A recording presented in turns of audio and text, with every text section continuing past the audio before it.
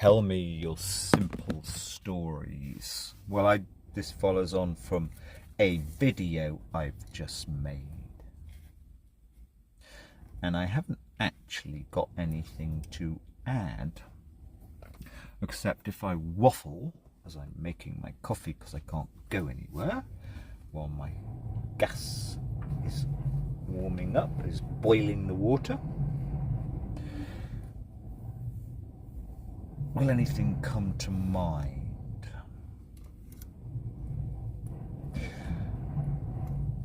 I mean, the difficulty with stories of simple life is that post about 50, it is largely about, well, that thing, maintaining bourgeois appearance.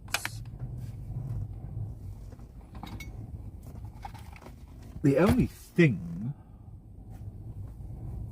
that bugs me is, you see, what is simple?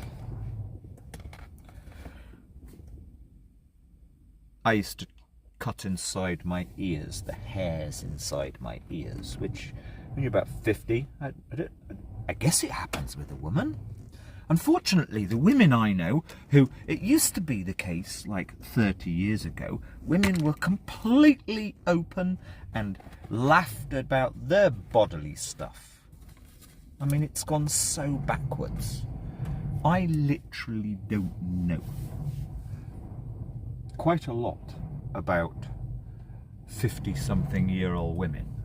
And the reason, I have like dozens of, or have had the last 10 years, at least 10 pretty friendly female acquaintances. Like in our 20s and 30s in Britain, people would be, in fact, Britain was better. In my 20s, even though I've stated that I'm not British, which I'm not, I spent much more of my time in other societies, and I liked that and was very, very, very, well, I knew Britain was pretty bloody wonky, especially in terms of things like being just happy with one's, I mean, you know, what's fucking happened when, if I use the word sexuality, the official census of Britain 9 months ago said that that 96.6% report themselves as heterosexual. So anything that isn't heterosexual is a real fringe minority. Okay, not a huge minority, but yeah, I've got no interest in anything that isn't heterosexual, as 96.4% of the British population also officially report. But if you use the word sexuality, even with a fucking vicar, as happened 9 months ago, no, I didn't even use the word. I actually asked the vicar about what he thought about marriage. And I thought this guy was good. The first thing he says, well, I'm not so sure about homosexual marriage. Matey, I didn't actually ask you about homosexual marriage. I asked you about marriage. Oh, you know, it's just... Anyway, yeah. European birds were much, much happier with their innate heterosexual sexuality. Thank you very much. And I wasn't any huge Lothario or anything, but it's just like, it was such a joy, so much more enjoyable to be in bed with some French woman or Spanish woman. Yeah, surprisingly.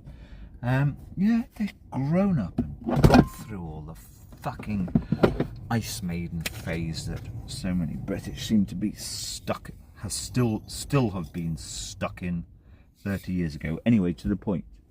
There's nothing worse than some old git going on about crumpet. In fact, crumpet is really not very interesting. That's the point. I mean, yeah, I was listening to Radio 4 I mean, this is Britain. In fact, it hasn't changed. In fact, it's got worse. 2 weeks ago, was it 2.5 weeks ago, book club, I think it was. They're going, and I discussed this with somebody quite enjoyably. They're going on about, what's this new, fantasy lit, or fantasy, I can't remember, it's written down in my pad. Where's my pad? The one I liked, she enjoyed it when I mentioned this, or liked, I think. Oh, where's it gone? How come it's not in here? That's my most important, notepad. Was it gone? Right, okay, let's, yeah, I've got to find that anyway. Oh, romantasy. There you go. What a good memory. Oh, we now have romantasy.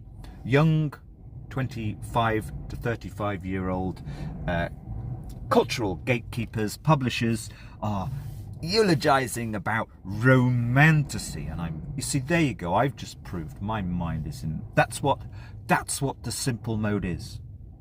Because I mentioned this to somebody and she laughed too, and then I kind of said to her, well, you know, what was that book, that one that was the most popular book, the most pre-ordered book? You probably had more pre-orders for this book than anything ever. And I actually couldn't remember it because it's awful. I did actually read book one of it. And she said something else. I said, no. Oh, you know, the sadomasochistic one. And she, oh, yes. What's it called? Grey. 50 Shades of Grey. Corny thing. Anyways, yeah, so then I told her about, well, I was listening to Book Club the other day and they've got this new phrase, romantasy. I mean, it's so pathetic the way these 30-ish year old women who get on Radio 4 but unfortunately they will be speaking at Hay Festival this year. You know, it's like, so I said to my friend Ish, I said, oh, for fuck's sake, they've had Mills and Boon forever. You know, this is just some slightly fucking more show-off version of Mills and Boon. Exactly. Why did I get onto that? Yeah, and this just proves how the British are just lost in sort of performing some. We've got some inside track on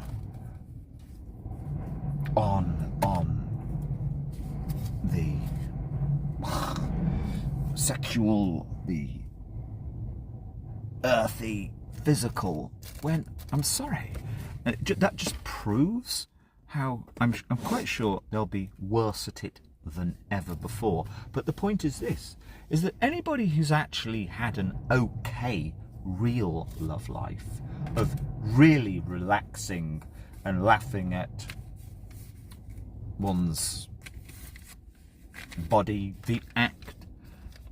One of the funniest things that's ever happened to me, I don't know, age about 22, 23, 24, 25 maybe. No, it wasn't. It was 26-ish. I had a younger, she lied, mind you.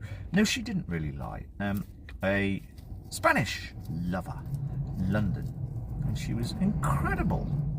Magdalena, I wish I could find her again. She was just such a lovely friend. And okay, she was doing polyamory. In other words, she married an Englishman, but they apparently had a very, very open marriage and she could go and screw somebody else occasionally. Anyway, the first time we're on the floor of my little Ealing place. Oh, slow down! You're terrible! Oh, you must slow down and learn how to just enjoy this slowly and, you know, give me some pleasure and quietly and slowly. Super sexy Magdalena. And she was completely right. It's like, yeah, wow. Talk about being put in your place for the right reason. It's like, totally right. Yeah, okay. I mean, how to feel uncomfortable when a woman tells you you're absolutely totally fucking getting it wrong, but no, she was completely right. And I learned from her. A woman, she was about 5 years younger than me. And she was lovely and just a totally wonderful, at ease young woman. You cannot find that in Britain. But the point is this, is that writing in books about sex, even speaking about sex, is the most boring thing ever. Ever. I don't buy books with bits of sex in them. I mean, things like Man Called Ove, they're magnificent books about love and relationships, but they don't bother putting sex in. Sex is just something fully, properly of the moment. Between two people, shouldn't be private. There's no need for it to be private, but there's nothing to say about it. And yet you have stupid young women on Radio 4, and it is women because, like America, British publishing is now owned only or almost entirely by young women. And it's scary that they're like, oh, we now have romantasy. It's all like really quite horny, and it's kind of got, it's Mills and Boon 40 years on when Phoebe Waller-Bridge with her useless flea bag, I think she used, sounds like I actually care, but to encounter something that is eulogized as the greatest culture that contemporary Britain has 3 or 4 years ago, I very unusually did watch it on vumo.to, and it's like, I think in 6 episodes she uses the word anal sex 7 times or 8 times. I mean, how pathetic is that? It's not interesting, and furthermore, actually bringing the physical act of screwing into culture, it's like, that's just, it doesn't work, it's useless. And it's not like, oh, we need to find a new art form where it does work. No, it's not that interesting. If it's the only interesting thing about it is the electricity, the moment between two people, which can be different depending on different circumstances, but it's not interesting. Anyway, why did I turn this on? Yes, simple stories. Well, I've actually done the big one and I didn't intend to do that, but simple stories is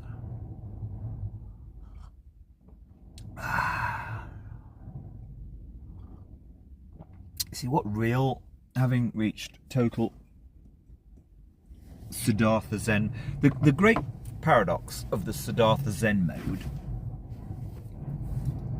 and Siddhartha couldn't really have had total peace, as stated in my video, because he didn't really do anything useful in society. It's slightly suspect at that level. You've got to have, the person I know who has kind of the best Zen in a book is Evgenia Ginsberg. I'd like to reread her books. She was taken to the Gulag.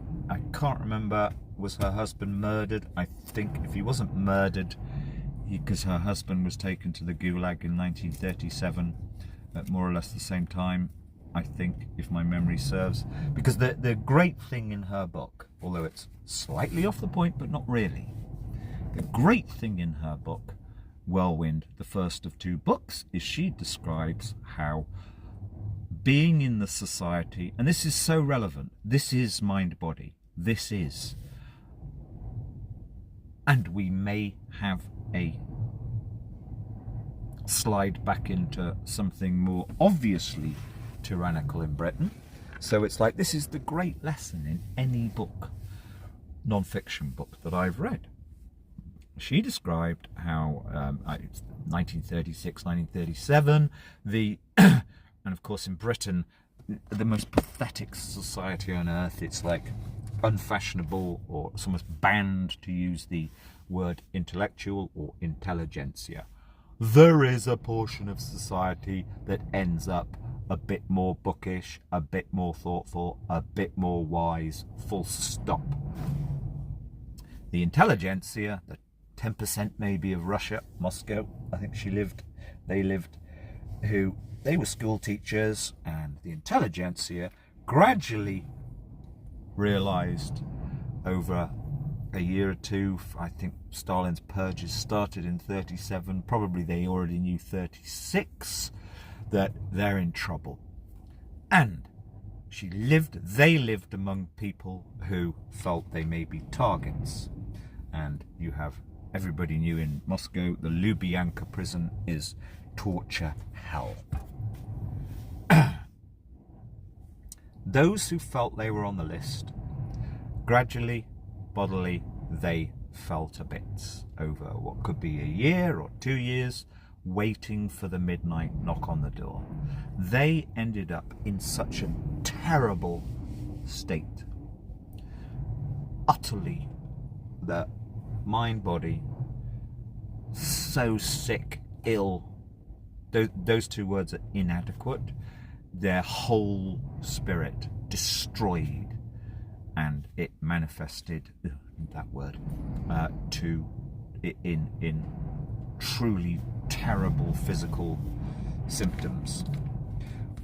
Once they'd been arrested, a day or two later, or maybe a week or two later, in the worst torture hell in Russia, the Lubyanka jail, where you would be sent for your interrogation, which may be months of terrible, the worst treatment, locked in a little box where you can't even stand up, with no heating and naked. Nevertheless, the total mind-body condition improved. In other words, they accepted fait accompli. There is no more trepidation. There is no more so life-draining living in fearful anticipation. The worst thing has happened. So, the mind-body, bizarrely, despite the fact they may be undergoing terrible torture, and still know that they're going to quite possibly get a bullet in the back of the head, they improve. They actually, and she covers this in the book Whirlwind. Yeah, so without a doubt, if there's one person in all of the books I've ever read I would like to meet, it would be her, because you could see how in book 2, Into the Whirlwind, which is I think her time in the Gulag, it's like gradually she did stuff. She became useful in that community. She persisted. She made the most, and you could feel her becoming so kind of almost happy for the right reasons in the second book. Yeah, so that sounds fucking pretentious. To the point, where did I get to? Stories of Simple Life. Yeah, that's what it's about. It's about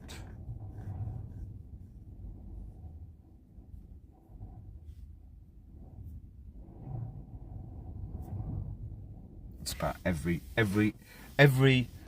not little pretend bit of joy bliss, which is what Britain has been, this whole, it's like absolutely everything in the public space. You go to this became the case 15 years ago. You go to an arts event. I used to take my daughter to all the arts events we possibly could in the marches from 2004 for 6 years. Prior to that as well, no, from 2002. One even. Yeah, we used to go to all the little arts events. And from about 2006-07, it's like this compulsory thing is thrown in by the mistress of ceremonies, and it always was mistress. You will be happy. You are in bliss and joy, just as being in this little room. You are, it's became compulsory to make them look good. Real joy and bliss has to be I think it only comes about when you've earned it, and earning it is persisting. Persisting, nobody succeeds, just persisting, doing your best. And I don't want to sound pious. How do we back out of that statement? No, it's actually, it's the one thing. So 20 years ago, I stood under a picture and a newspaper took a photograph of me, and the sign behind said, "Nil illegitimus or illegitimi carborundum. Don't let the buggers grind you down." And I think that got in a newspaper. It wasn't staged. It was like they just came to take a little bit of film on me talking about the matters that I'd become slightly prominent for. I think it was Channel 4 actually.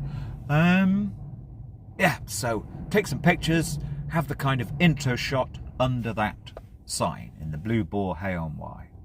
Stood with Les, who turned out to be the #1 fucking charlatan of all time. But I didn't care. That's what it's about. Actually, you have somebody who's sucked up to you. When I spent a few months, I couldn't do my own talking to the journalists, etc. So Les volunteered. Turns out 6 months later, my huge store of quite expensive stock that I didn't care about anymore, it had been put in storage by him. Yeah, fucking thief. Don't care. Don't care. And he'd been paid royally. He had about £4,000 or £5,000 in cash from me for the time he'd spent assisting, which I'm sure he really enjoyed. This is actually Mike Oldfield's co-musician. Anyway, forget that. That sounds like celebrity name dropping. No, a very, very conflicted man. Anyway, but that's the point. You're doing something that's actually more important than life itself. It doesn't matter if someone's fucking well stolen 10 or 20,000 pounds worth of books, which weren't even mine anyway because they were the stock for my limited company business. So he was actually stealing from the government, technically. Yeah, those things don't matter. They are just so irrelevant when you're doing something that, it's that thing. Yeah, what was I saying? Nil illegitimi carborundum. Don't let the buggers grind you down. That's not quite right. They will grind you down, but it's about two things. It's about finding the true...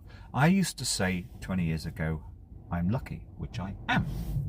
Or I don't think it really applies anymore, but I was the luckiest person in the world from the year 2003 for about 10 years.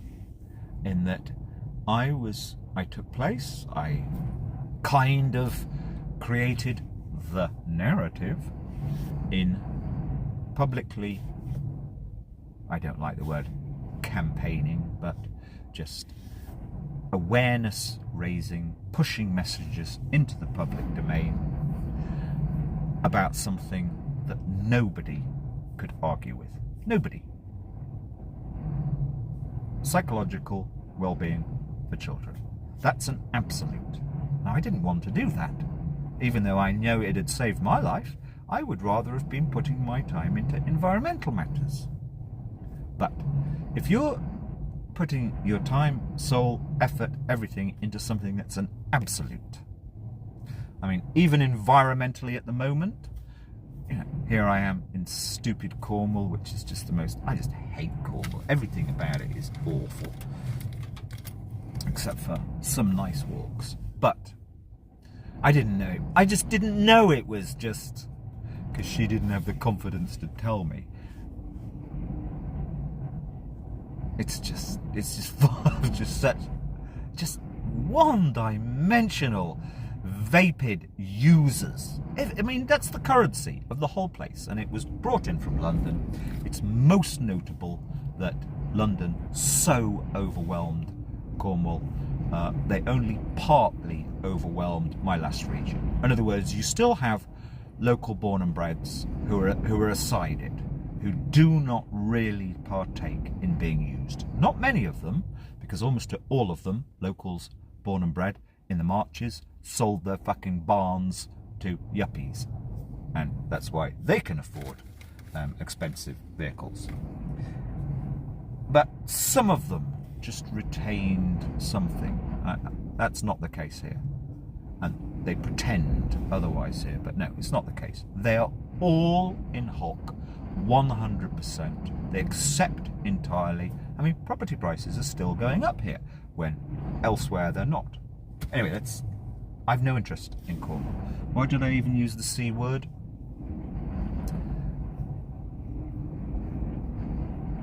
Yes, so an absolute.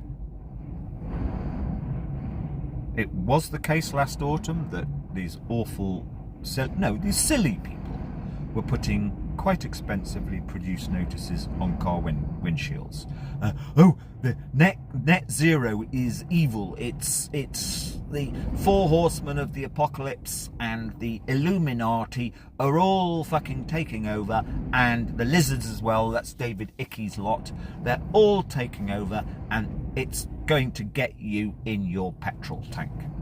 You know, and it's very expensively produced. So what I mean by that is like preaching reduce, reuse, recycle and keep your footprint low is not an absolute.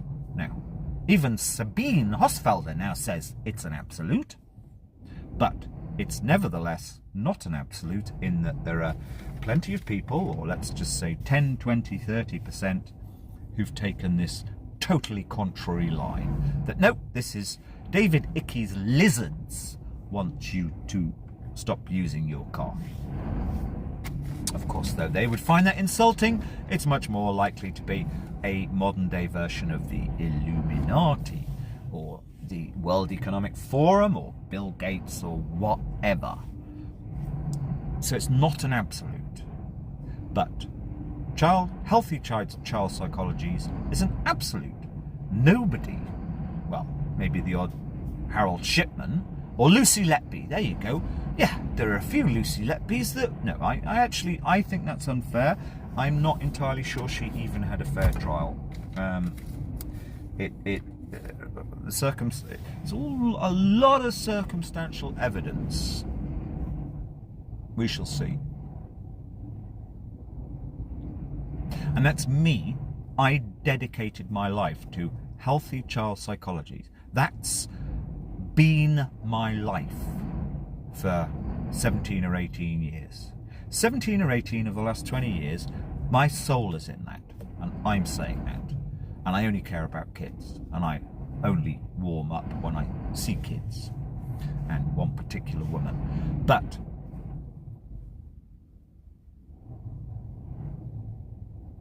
yes, so an absolute is when you've got a issue, a cause, nobody's going to argue with you, except Lucy Letby if she did it, and a few others like her. That's the most simple, wonderful, easy, lucky thing to have ended up out of the blue spending your time on. And why did I even start talking about it? So if that fails, yeah, it's like I now know the last 3 or 4 years, certainly 7 or 8 years in reality, maybe even 10. I mean, in fact, the Southwest I can't stand. I remember about 2008, we came down to Devon, my daughter and I, in our camper van for a run down here. I hadn't really been to Devon properly, and I couldn't believe it. We went to that little town, small town, I can't remember what it's called. It's very famous on the northwest coast, probably 100 kilometres southwest of Bristol, down the coast. It's a Parlock, I think. It's very, very famous because there's an extremely steep, maybe 20 degrees hill. Is it 20 degrees? Is that too absurd?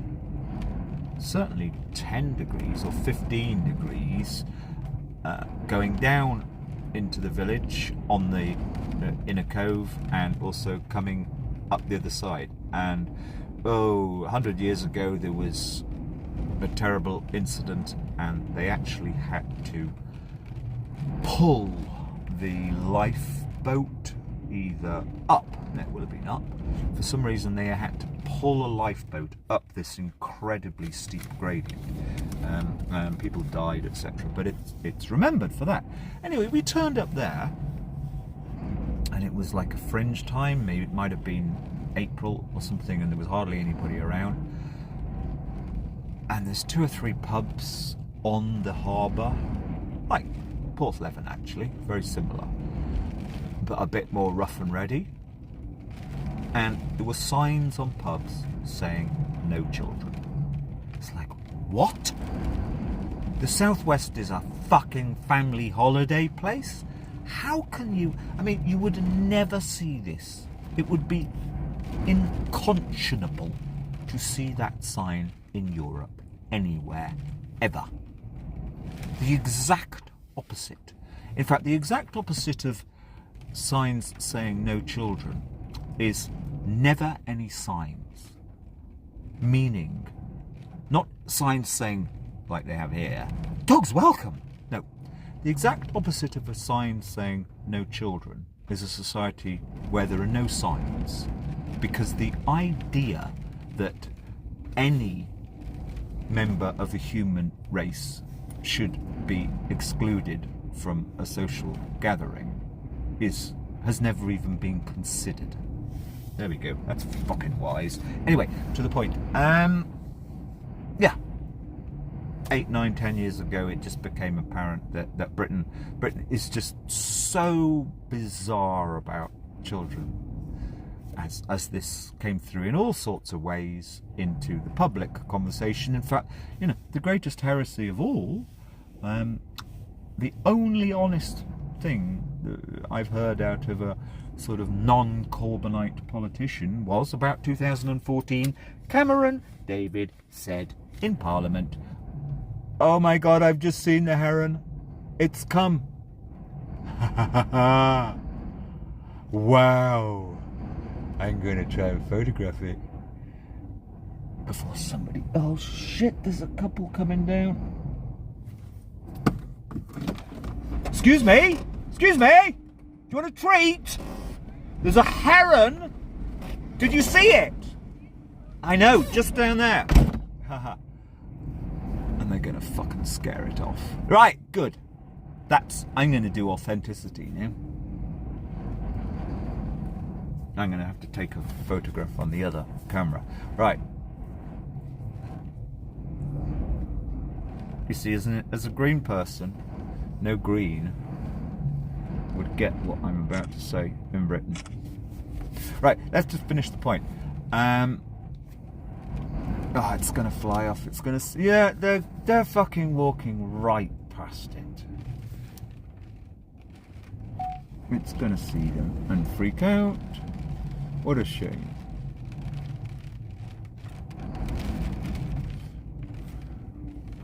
And I can't put my windscreen wipers on. Right, so Cameron stands up in Parliament, I think it was 2014, and said, "We are taking into care," which is a very... Why didn't it go? I didn't see it fly off. "We are taking into care twice as many children as we should be taking into care." And they hide the figures. They're deliberately very obscure figures. But I think it was about 40,000 a year. Then it might have been 50,000. Anyway, today, 3 times as many are taken into care.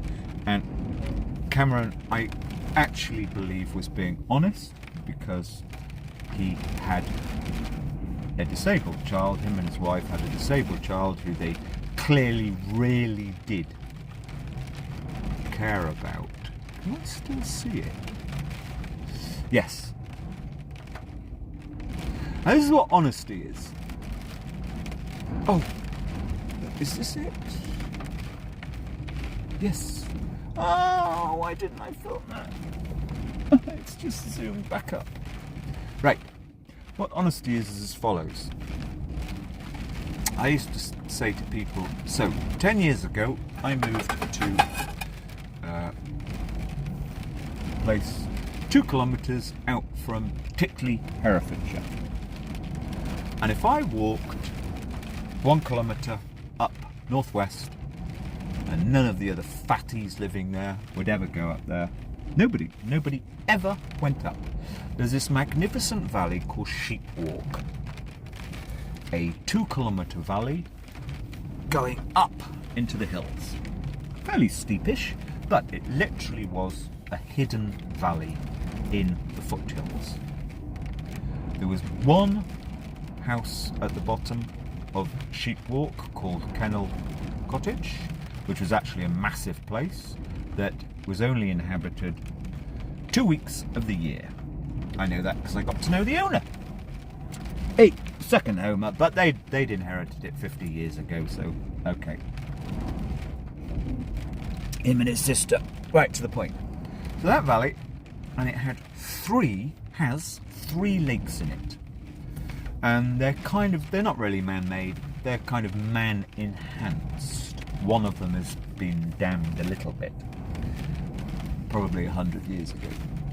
So it has these 3 lakes in, and pretty good habitat, because the farmer who owns most of the land is a real cheapskate and a really horrible man, but he would kill badgers and laugh about it, and he had been arrested for it. But anyway, forgetting him, they were quite a poor farm because they'd lost their money in divorces. There you go. Yes, in his divorce, I think, or some divorce 20 years ago, the couple, the then 50-year-olds couldn't settle it amicably, and it ended up in huge, massive battles. This is a 1,000-acre farm, roughly, but that sounds a lot. Not really, because most of it was quite upland. Anyway, to the point. So walking up Sheepwalk, and I, over 7 years, must have walked up. I walked up Sheepwalk about 3 times a week. A 7 or 8 kilometre walk, loop. And not joking, over the first 5 or 6 years, I literally only ever saw 2 people in 5 or 6 years. And there's a formal small public footpath or public access going up half the way, and then you have to veer up and go alongside. But here's the point. So 3 lakes, really quite good habitat, and the herons would be there. There was usually one, and at breeding time there'd be a couple, and then after breeding there'd sometimes be 3 or 4 of them. So I knew the following though. So herons are very much under threat. I knew the following. That if I walked up Sheepwalk, and when I walk I'm quiet, I do not have any bright clothing at all. If I walk close to the ponds, the heron would see me from, they see you about half a kilometre, maybe even a kilometre away, and they fly off. Herons really do have a thing. I suppose it's learned, it's almost impossible to understand these things, but they don't like human beings. They are very fearful of human beings. So the heron would fly off. The heron, which had been stood there maybe for half an hour, because there's hardly any fish left, the heron might have been stood there for half an hour, just waiting to get that little fishy, which is in a place it can't quite reach it, and waiting for that little fishy to come. That little fishy might be the only meal that heron's going to get that day, which is that one meal is the difference between it dying of malnutrition or keeping going. Now, I knew even though it's the most wonderful, beautiful walk I'd ever had close by, I knew if I walked up Sheep Walk, like, I am part of the problem. That heron might have been having its meal that basically was going to be the meal between life and death.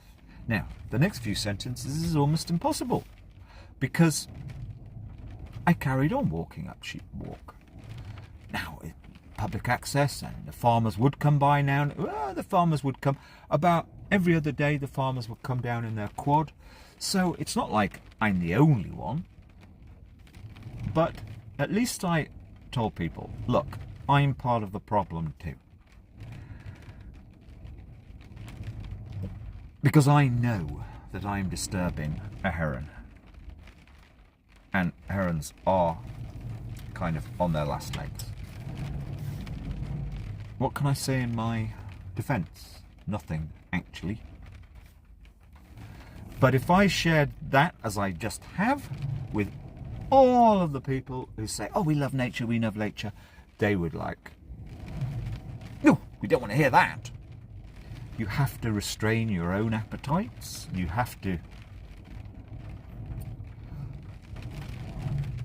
I mean, all I can say for myself is that I try to really surreptitiously go through a region closer to the ponds. I didn't need to go to the ponds, but go to a region closer to the pond, go along a path a little bit further from the ponds, so quietly the heron ideally wouldn't see me. Sometimes it worked. In fact, I think, to be fair to myself, I think after a little while, maybe a few months, they got used to me because they used to fly off and then circle round and come and land again about a quarter of a kilometre up into the valley. So, whatever, I don't know. Nobody's perfect, certainly not me, because I knew I'd met farmers who lived on the upper tributaries of the Wye, Chris and Rachel, and I met them in 2010, and they'd lived up there for many years, and very unusually for farmers, like we're talking 1 in 100, they really cared about the environment, and they explained to me that the upper tributaries going into the River Wye from the Hay Bluff area, they lived below that 25 years ago, no, they said this 10 years ago, so 30 years ago, when they went out in the morning, there'd be 5 or 6 herons actually poised on the upper tributaries fishing. By 20 years ago, there were almost none. So there has been a massive negative effect on the herons. And I knew that. I knew that because I trusted them, unlike every environmentalist and every Radio 4 environmentalist I've ever heard, especially if his name's George Monbiot. I trusted that couple. They told me the facts. Herons numbers had truly collapsed. So I knew that, and yet I was still going into a place where I was the main person who might disturb the herons. What can I say otherwise, other than I should commit suicide now? But, these are the things that we actually really do have to think about. Anyway, what did I say? So the absolute of child stuff, that's lucky. I was involved with an absolute. And I think the Evgenia Ginsburg is similar. That she was involved in an absolute, and thus, even if 10 or 15 years of her life was stolen, at least she could sleep soundly, knowing she did her best. I've spoken about myself, and I don't really... what can you do other than... in a way, those are the simple stories. Those are the simple stories. Come to terms with everything. Yes, I've already written this, but don't let the buggers get you down. nil illegitimus carborundum. Yes, they will. That's the great error in that statement. Yes, they will. And it's about persisting through them. And about 5 years ago, I came up with this one. At the bottom of the grindstone is where the heap of grindstone waste collects, the dust, and also what's called the I forget what it's called, the swarf. The swarf is actually the metal waste that's been ground off your implement that you're sharpening, the swarf. So you have a mixture of swarf and grindstone dust.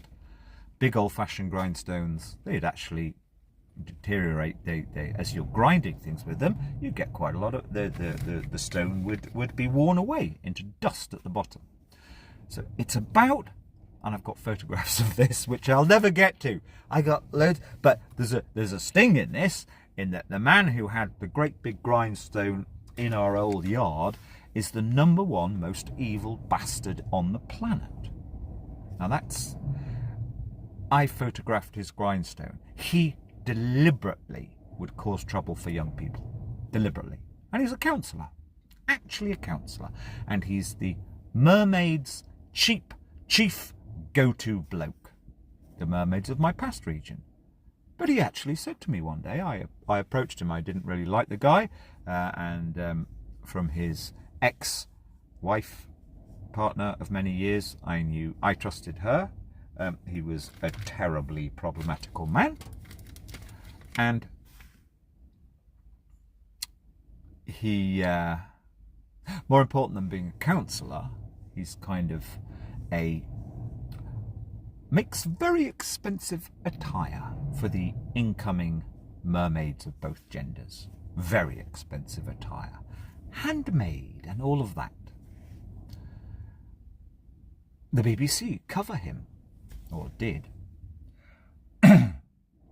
Yeah, I approached him about a boy locally and said, look, this fella you know about, because you're involved in the town council, you know that he gets arrested, this, that and the other. I've heard him screaming down a telephone at his father. This boy lived for about a year, not too far from where I was, my cave.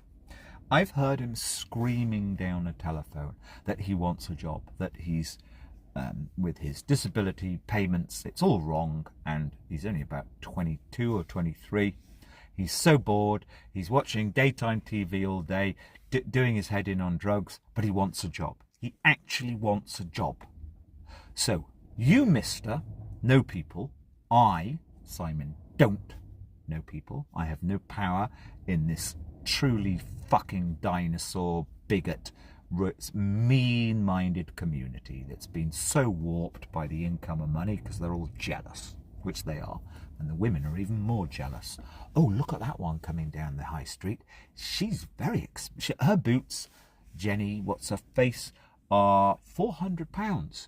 My bloke might go sniffing around her skirts because she actually smells of fucking wanting it and loads of money. And Jenny was quite famous for actually doing it with the gardener, despite having 3 kids and a huge, massive Newport House charity operation. Anyway, keeping back to the point.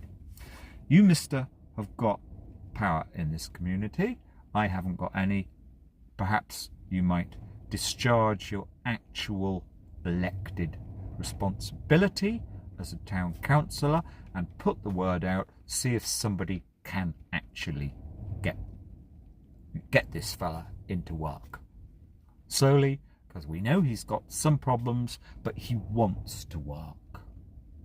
So, and that horrible man said, I'd rather see him fucking dead, you know? That's the kind of people that you have in Britain, and this man has been on BBC programmes about his worthiness, probably many radio programmes too, but they made a television programme about him being the chief super wonderful, thoughtful I'm deliberately not using a word. Making, now let's use the fucking word, okay? The clog maker to all of the worthy new people. Now, and I have a recording of him saying that. Anyway, so he would have this great big show-off grindstone. He never used it, but in the corner of the yard. But I've no interest in him, despite being probably the most evil man of quite a few evil people. And I don't really use that word. So lost, sad, pathetic.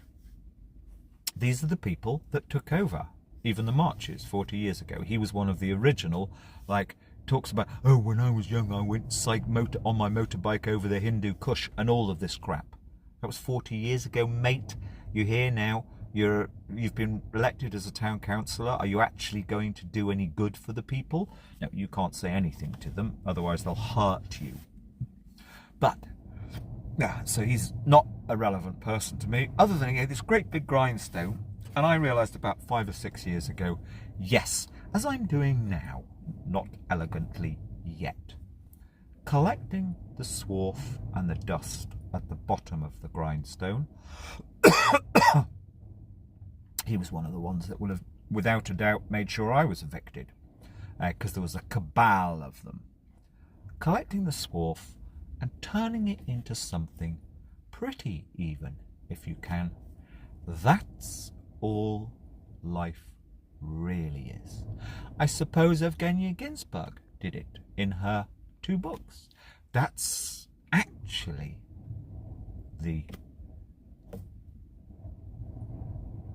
key to it all. Purpose, raison d'être, je ne sais pas. I really wish I'd dropped dead, and because I'm so bored, because there's nobody to talk to in Britain ever. So be it.